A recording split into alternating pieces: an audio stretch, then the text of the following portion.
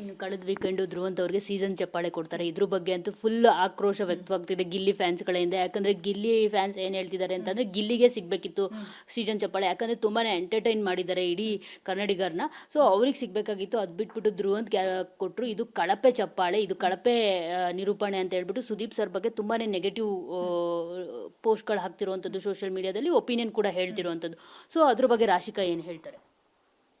ಹಾಗೆ ಕಳಪೆ ಚಪ್ಪಾಳೆ ಅಂತೆಲ್ಲ ಹೇಳಕ್ಕಾಗಲ್ಲ. ಸುದೀಪ್ ಸರ್ ಕಿಚ್ಚನ ಚಪ್ಪಾಳೆ ಕೊಟ್ಟಿದ್ದಾರೆ ಅಂತ ಅಂದರೆ ಅವ್ರು ಎಲ್ಲದನ್ನು ಸೂಕ್ಷ್ಮವಾಗಿ ಅಬ್ಸರ್ವ್ ಮಾಡಿರ್ತಾರೆ. ಆ್ಯಕ್ಚುಲಿ ಸೀಸನ್ ಚಪ್ಪಾಳೆ ಅಂತ ಅಂದಾಗಲೂ ನನಗೂ ಒಂದೆರಡು ಹೆಸರು ತಲೆಯಲ್ಲಿತ್ತು. ಧ್ರುವಂತ್ನ ಎಕ್ಸ್ಪೆಕ್ಟೇ ಮಾಡಿರಲಿಲ್ಲ ನಾನು. ಬಟ್ ಅದೇ ಸೀಕ್ರೆಟ್ ರೂಮಲ್ಲಿ ಏನಾಗಿರುತ್ತೆ, ಮನೇಲೂ ಕೂಡ ಏನು ಎಂಟರ್ಟೈನ್ ಮಾಡಿರ್ತಾರೆ, ಸುದೀಪ್ ಸರ್ ಎಲ್ಲದನ್ನು ನೋಡಿದ್ದೀನಿ ಅಂತ ಹೇಳಿದಾಗ ನೋಡಿದ್ದಾರೆ ಅಂದರೆ ಅವ್ರು ಡಿಸರ್ವಿಂಗ್ ಅಂತಾನೆ ಅನ್ನಿಸ್ತು ನನಗೆ. ಜೊತೆಗೆ ಅಶ್ವಿನಿ ಅವ್ರಿಗೆ ಅಷ್ಟೊಂದೆಲ್ಲ ಹೇಳ್ತಾರೆ, ಕಿಚ್ಚನ ಚಪ್ಪಾಳೆ ಕೊಡಬೇಕಿದ್ರೆ ಅಂದರೆ ನಿಮ್ಮನ್ನ ತುಂಬ ಎಲ್ಲರೂ ಕುಗ್ಸೋಕೆ ನೋಡಿದ್ರು, ನೀವು ಅದೇ ಕುಗ್ಲಿಲ್ಲ, ಛಲ ಹಠ ಇದ್ರೆ ಏನು ಬೇಕಿದ್ರು ನೀವು ಕೂಡ ಅದನ್ನೇ ಹೇಳ್ತೀರಾ. ಮೇಡಮ್ ಹಠದಿಂದ ಆಡಿದ್ರು ಅದಕ್ಕೆ ಗೆದ್ರು ಅಂತ ಹೇಳ್ಬಿಟ್ಟು ಅದ್ರ ಬಗ್ಗೆ ಕೂಡ ಸೋಷಿಯಲ್ ಮೀಡಿಯಾದಲ್ಲಿ ಅವರು ಆ ಕಾಲ್ನ ಕಂಬಿ ಮೇಲೆ ಇಟ್ಕೊಂಡಿದ್ರು, ಅದಕ್ಕೆ ಅವ್ರಿಗೆ ಅದನ್ನ ತಡೆಯೋ ಶಕ್ತಿ ಸಿಕ್ತು. ಆ ರಾಶಿಕಾ ಮತ್ತೆ ರಘು ಸರ್ ತುಂಬಾನೇ ಚೆನ್ನಾಗಿ ಆಟ ಆಡಿದ್ರು, ಮತ್ತೆ ಮೋಸ ಮಾಡಿಲ್ಲ. ಇವರಿಬ್ರು ಮೋಸ ಮಾಡಿದ್ದಾರೆ, ಅದಕ್ಕೆ ವಿನ್ ಆಗಿದ್ದಾರೆ ಅನ್ನೋದು ಕೂಡ ಕೇಳಿ ಬರ್ತಿದೆ.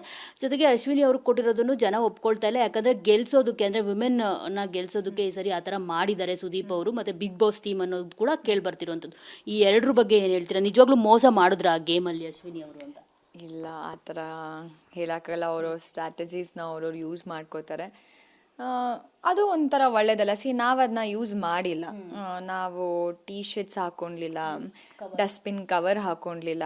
ನಾರ್ಮಲ್ ಆಗಿ ಹೇಗೆ ನಮಗೆ ಟಾಸ್ಕ್ ಬುಕ್ ಬಂದಿದ ತಕ್ಷಣ ನಾವು ಡೈರೆಕ್ಟಾಗಿ ಹೋಗಿ ಟಾಸ್ಕ್ ಆಡ್ತೀವಿ.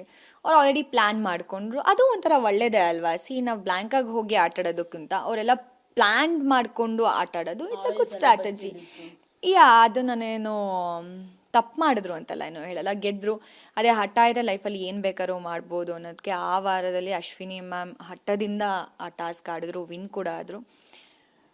ಆ ಥರ ಏನೋ ಅನಿಸ್ಲಿಲ್ಲ. ಆ್ಯಂಡ್ ಆ ಒಂದು ಎಫರ್ಟ್ಗೆ ಕಿಚ್ಚನ ಚಪ್ಪಾಳೆ ಸಿಕ್ತು ಅಶ್ವಿನಿ ಮ್ಯಾಮ್ಗೆ.